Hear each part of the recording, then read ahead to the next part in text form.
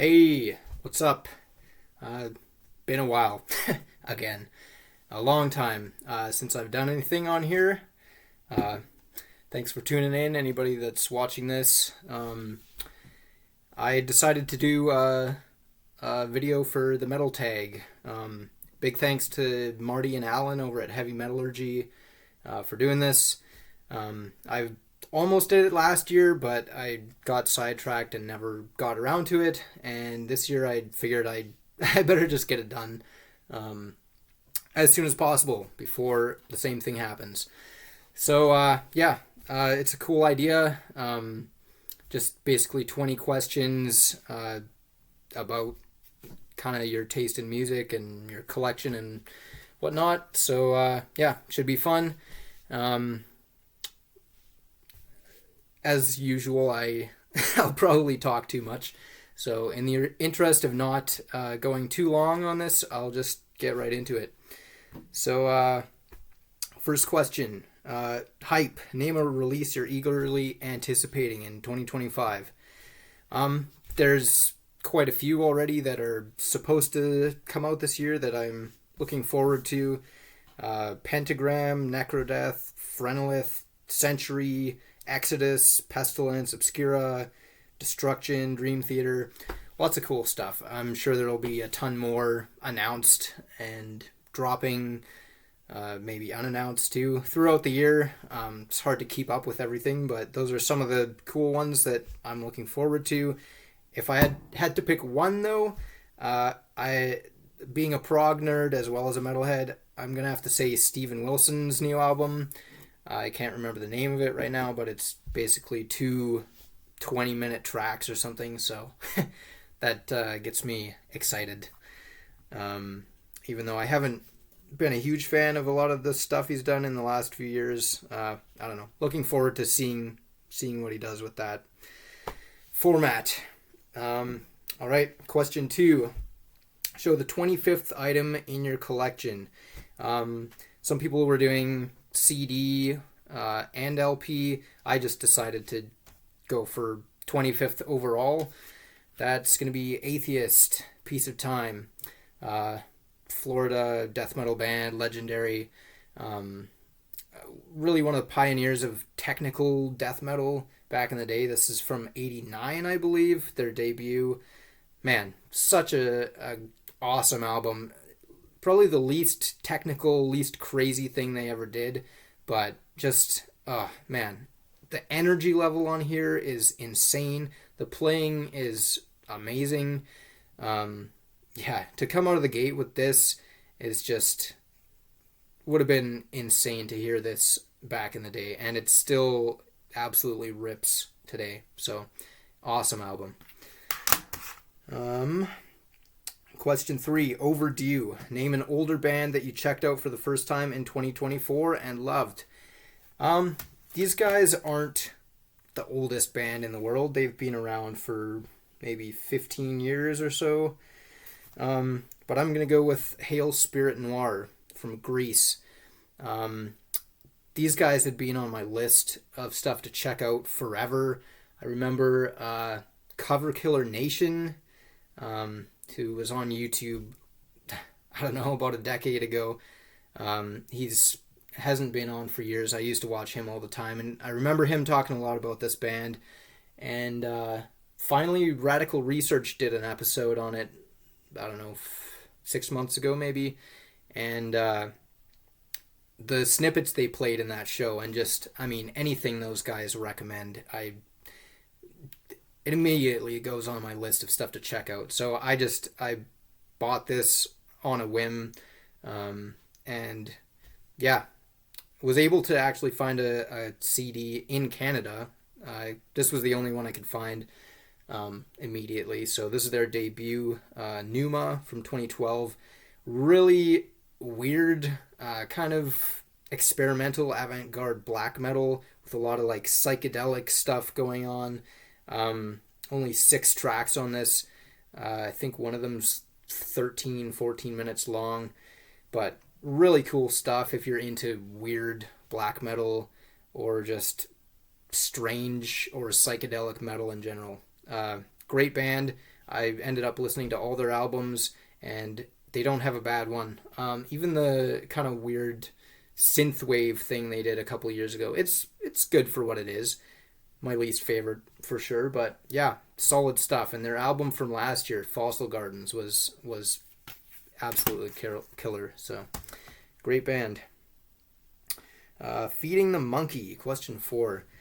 How do you purchase most of your music? I don't have a local store, unfortunately, besides the gas station, which has like your pretty generic CDs for like $15 each, which is not really worth it. I pick something up once in a while there, but other than that, it's like 2 hours one way to the closest city to me, Prince George, that has an actual record shop.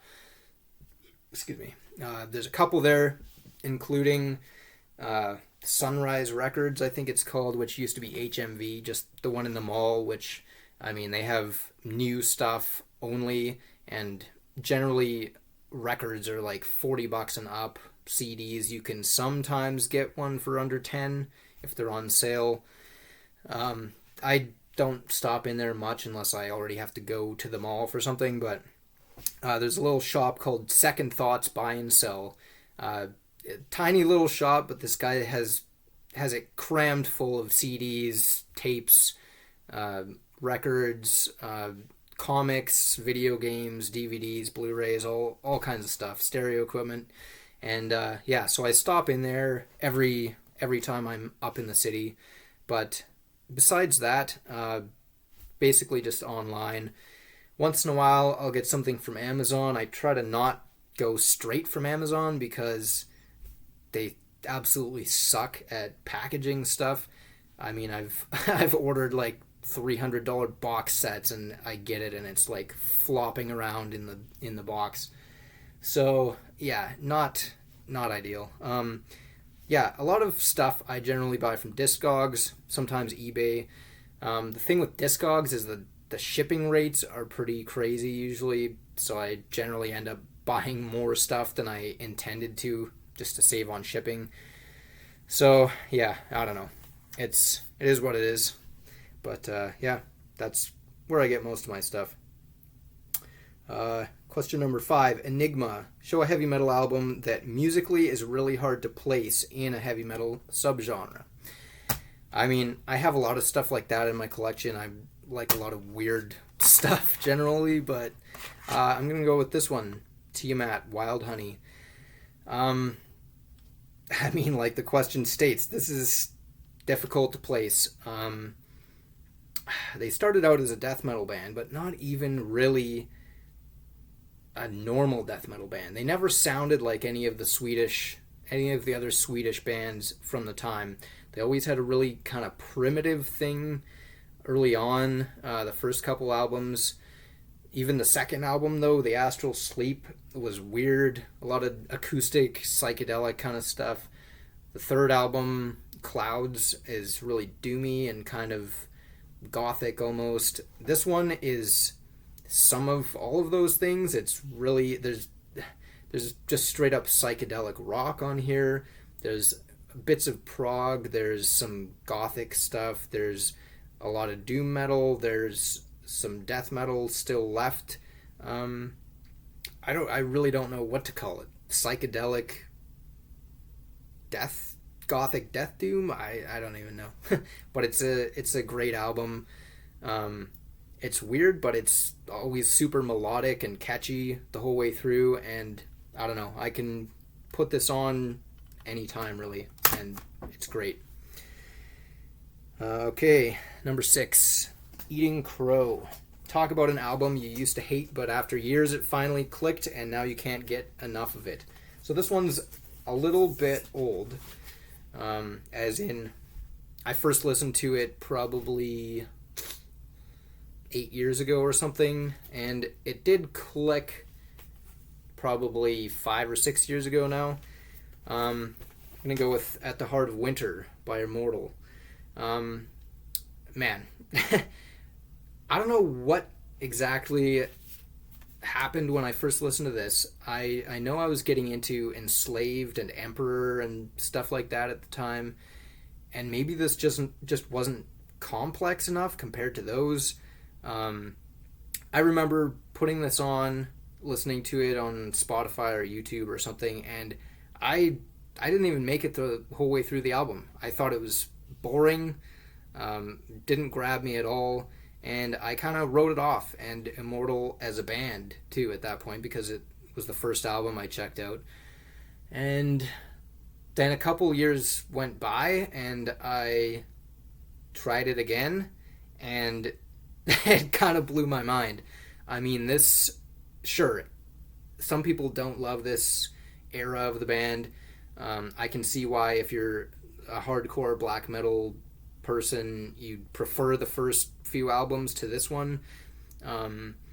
This has a lot more melody in it. It's much slower and kind of epic almost. The songs are really long. Yeah, I don't know. It's just a great album though. I love the clean passages that come in, and just, man, the riffs on here are so damn good.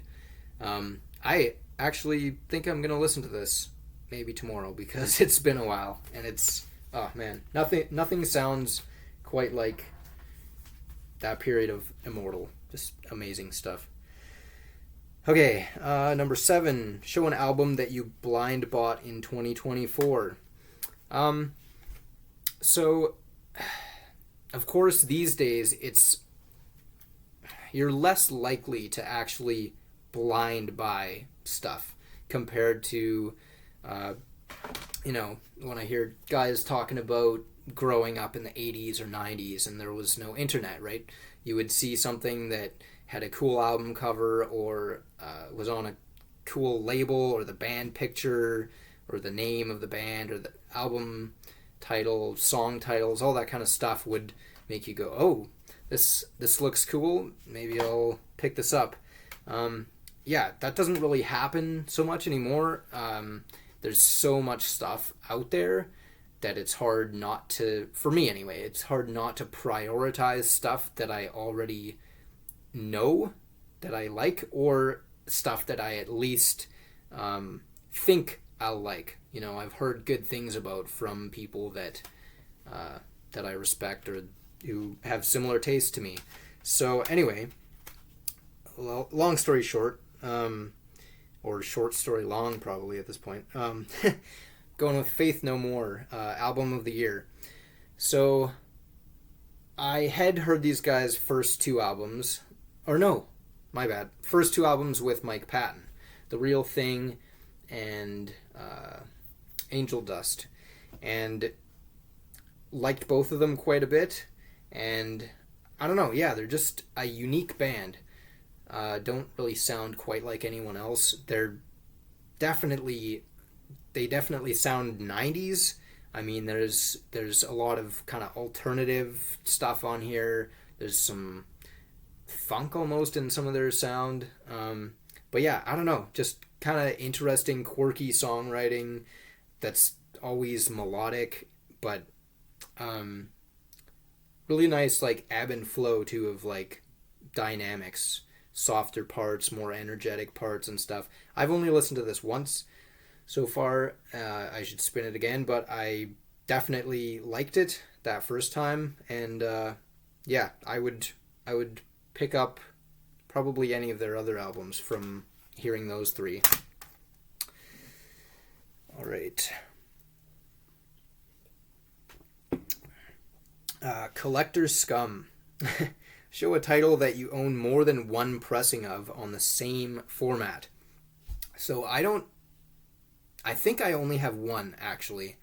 I own a lot of things on like CD and LP, but only one thing twice on the same format, and that is going to be Oblivion with From This Day Forward. I've talked about this band before multiple times on my channel. Quebec kind of proggy, technical death thrash stuff. Great stuff. Their first 2 albums are awesome. And I actually had 3 copies of this for a few days anyway, a few months ago. So I first of all bought a bootleg because I wanted to hear the album and I couldn't find it anywhere. I bought a Russian bootleg off eBay or somewhere. Excuse me. Had that for a few years, and then I bought this, which is a repress. But I mean, I don't know. It doesn't have the original band logo. It's a different cover that's not as cool.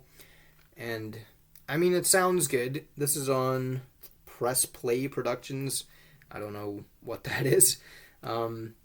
Anyway, so I had this for years, but I kept the original bootleg that I got as well. And then fortunately last year, finally, they were reissued on CD and LP. I think they're full catalog. They have 4 albums, I think, plus a demo. And this is on Awakening Records, which I think is a Chinese label, I want to say. But yeah, really, really cool reissue. Came with an Obi strip and stuff, which I tucked inside here so it doesn't get all messed up. But so happy to have this finally on an official release with the original cover and stuff. So I'm probably going to get rid of this at some point. I don't really feel like I need to keep it around, but at the same time, I don't know, it's probably, the value has gone down now. I'm sure that they've been reissued officially, so I don't know how much it's worth, but I gave one of my buddies the bootleg that I used to have too, because I don't need that anymore. But anyway, yep, okay. Number 9, show off a grail, something you really wanted that you acquired in 2024. So, you can see it right here, actually. There's quite a few, actually, that I bought last year. There's another one. But yeah, I'm going to go with Here and After by Immolation. Man, I don't know. Just, what do you even say about this? Just one of the most unique death metal bands. I don't know if this is my favorite album by them. I could pick any of the first 5, honestly. They're all neck and neck. Probably this one or Close to a World Below would be number 1, I would say. But man, amazing album. Just the weird rhythms on here, the insane drumming, the little bits of melody that they sprinkle in to the pummeling whirlwind that makes up most of the sound. I love the heavy, doomy, kind of groovy parts that they throw into, and just fantastic album cover as well. I forget who did the art, but yeah, I don't know. Came with a poster too, so really happy to have this. And yeah, awesome album. Okay, number 10, A Plea to the VCLT Gods. What's a grail item you were on the hunt for? So, I mean, there's still so many things that I want in my collection eventually. I would say one of the things that has eluded me the most, especially over the past year or two, is the debut album by Saint Vitus. It has been reissued fairly recently, I think. It's last time I looked, it was available on the actual SST Records web store. It's basically impossible to find anywhere else for less than, like, I want to say about $60 for a CD, or like hundreds for the vinyl. I found it on SST Records store. It ships from the States, and they wanted, I want to say, about $30 Canadian for the record and about $55 for shipping. So, I mean, and I emailed them too. I said, is there a cheaper way I can get this shipped? and no dice. So I don't know. I'll just have to hold off on that until I can track down a copy somewhere in Canada, maybe, or from a seller that doesn't charge $55 to ship it. But yeah, I don't know. If anybody knows where I can find that for a reasonable price, that would be awesome, because it's one of my favorite Doom albums of all time. Number 11, Boomerang album. Show an album that no matter how many times you purge it from your collection, another copy returns to you. So this is the only question I think that I don't really have an answer for.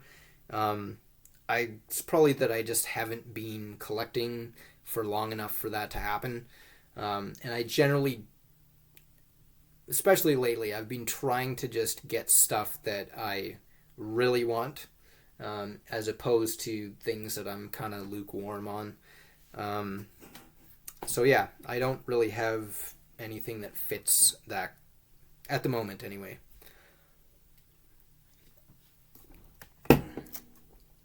Number 12, Reunion. Name an artist that you had lost track of over time but reconnected with in 2024. So I'm going to cheat a little bit on this one. And I'm going to go with Tool. Because they were probably my number one favorite band in about grade 10 in high school. So 14, 15 years ago. And I listened to them a ton, like to the point where I had to stop after a while, because I just got tired of them. And these were some of the first CDs I bought, actually, too. Lateralis and 10,000 Days, and I don't know, years and years ago now. Probably around 2010, 2011, to be honest. And yeah, so I guess it was late fall 2023. I ended up going to see Tool in a city, Edmonton, which is like 6 hours away, unfortunately. But if I want to see any shows, that's about how far I have to go. Anyway, one of the best shows I've ever seen. The light show was crazy. The set list was fantastic, and the sound, the sound was insane. It was so loud that you could like feel it from the back of the arena. But at the same time, once we got out of there after the show, there's no ringing or anything in your ears. Just everything was clear and pristine, even in a big arena, it's got to be hard to do. But man, that show was fantastic. And yeah, I kind of started listening to their albums again, and I actually ended up liking even their latest album, Fear Inoculum, which I listened to once when it came out and didn't really care much for it, but it's actually grown on me too. So yeah, yeah, great band. I know they're not for everybody, but I love them. Number 13, Upstart. Name a new band whose debut album really impressed you recently. Not necessarily 2024. I'm actually going to go with one that came out in 2023. Unfortunately, I don't have a physical copy of it. It's kind of hard to get. A lot of newer releases, especially from up-and-coming bands, it seems like even this last year too, albums I wanted to get, it's like minimum $30 for a CD for new stuff. So it's hard to justify that, to be honest. But so yeah, I don't have a copy of this. I would like to have one at some point, but I'm gonna go with a band called Sarmat. Album Determined to Strike. So here, I'll just try to pull up the album cover here. Should I had this going already? There we go. Can't even really see it, to be honest, but forget where these guys are from, but man, just a crazy kind of avant-garde death metal band, I guess. There's a lot of jazz influence, and I know that's not the most original thing now, but I personally love it. It's got a really organic kind of production too.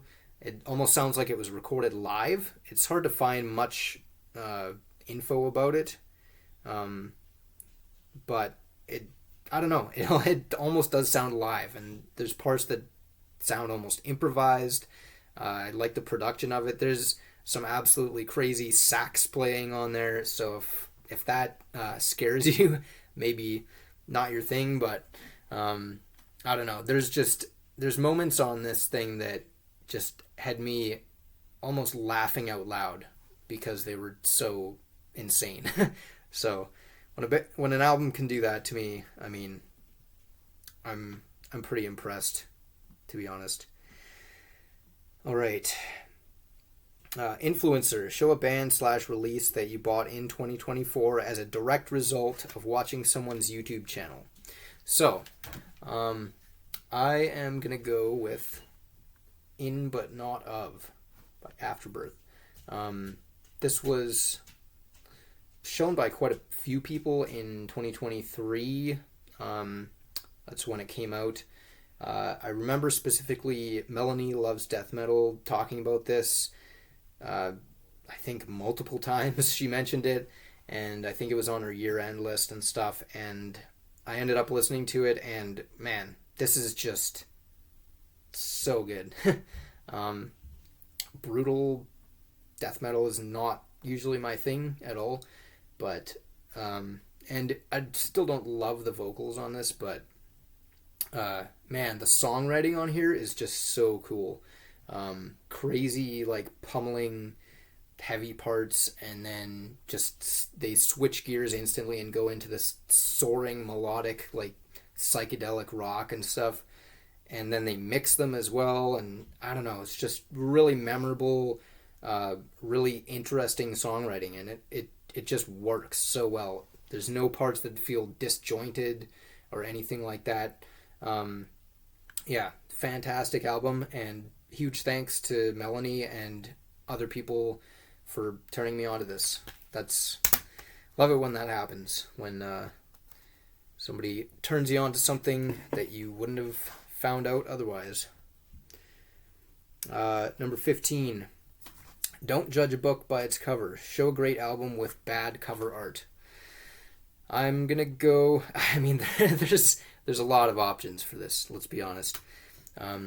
Metal is an interesting genre for that, because there are a ton of albums that have amazing cover art, and there are a ton of albums that have terrible cover art, and probably not as many in between as either of those extremes. But I'm going to go with this. Enslaved, Isa. So I know some pressings have different cover art. The original, I believe, is something kind of like this, but it's got like a dude standing there. I don't know. It's still not amazing, but it's not terrible. But this pressing, I don't know why they decided to do this. It's just, I mean, it's kind of a cool font, I guess, but there's just nothing there at all. It's just black. It's like you could have come up with something better than that, I feel like. So yeah, like I said, lots of options for that, but that's the one I'm going with today. Number 16, Rembrandt. Show an album whose cover art was created by one of your favorite artists. So, I'm not a huge art buff. I don't know a ton about it, but I love looking at art, especially paintings. And this one I actually did not know who it was by, but looking it up, this guy has done a lot of amazing stuff, or did a lot of amazing stuff. I'm going to go with Angel Witch, the debut. This is a painting by John Martin called The Fallen Angels Entering Pandemonium. Pretty metal title, too, for a painting, which helps. But it's not coming over very well in this, but you can look it up. Just really cool album cover for this. And if you look up this guy's other paintings, he did quite a few, and mostly like landscape kind of stuff, but a lot of them have these big like billowing clouds or waves or things, and just, I don't know, it just really captures an intense kind of scene. I don't know. He was alive from 1789 to 1854, so long time ago, but great cover for a metal album. And some of his other ones looked familiar. I think they've been used for other album covers as well, so cool stuff. Number 17, name an album that you would like to see reissued on vinyl or CD. I'm gonna say the debut from Maudlin of the Well, My Fruit, Psycho Bells, A Seed Combustible, whatever that means. Great album, amazing band, weird kind of progressive death metal with post-rock and jazz and all kinds of stuff thrown in. Their debut is probably their heaviest. That's the one I'm talking about. And yeah, it's quite difficult to find. Usually you're looking at minimum like $50 for a CD. I don't think it's been reissued since about 2012 or 2013. I would say that's due for a reissue. And one other one, not a metal release, but a prog band from Sweden, Landberg. One Man Tells Another, their second album, I think it is. That one as well, or most of their albums, to be honest. Yeah, you're looking at like $60 for a CD, if not more. So that would be cool if that gets reissued someday. I don't know if it ever will. But yeah, those are a couple. 18. Name an album from a genre that you typically do not listen to very much. I honestly listen to quite a few different styles of music, but generally I stick to like rock and metal. So I'm gonna go with this one, Massive Attack, Blue Lines. This was another blind buy actually last year, and this is like trip hop kind of stuff. Actually really good. I had heard a few Massive Attack songs at some point over the years, but never checked out a full album. And this is actually really cool stuff. I only have one listen to this so far, but it pleasantly surprised me. And if I see any of their other albums somewhere for a good price, I think I'll probably pick them up. I am not familiar with trip hop really at all, besides a little bit of Tricky, who was in this band, and I've heard I think one or two Portishead albums, but that's about the extent of my knowledge. So yeah, cool stuff. If that sounds interesting, check it out. Number 19, what band do you hope to see live in 2025? So I kind of alluded to this earlier. Where I live is out of the way of anywhere, basically. So you're really looking at about 6 hours each way to go to a concert. and on top of ticket prices, gas money, food. You usually have to get a hotel unless you know somebody there. Yeah. Edmonton is 6 hours away. Vancouver is 8 hours away. So you really got to pick and choose. It's really got to be a band that you want to see very badly. Otherwise, it's hard to justify making the trip. So basically, I don't know. Any of my favorite bands that come to maybe Edmonton, or any band that I would like to see that happens to come to Prince George, which is only 2 hours away. But again, it's not on the way to anywhere, so you rarely see any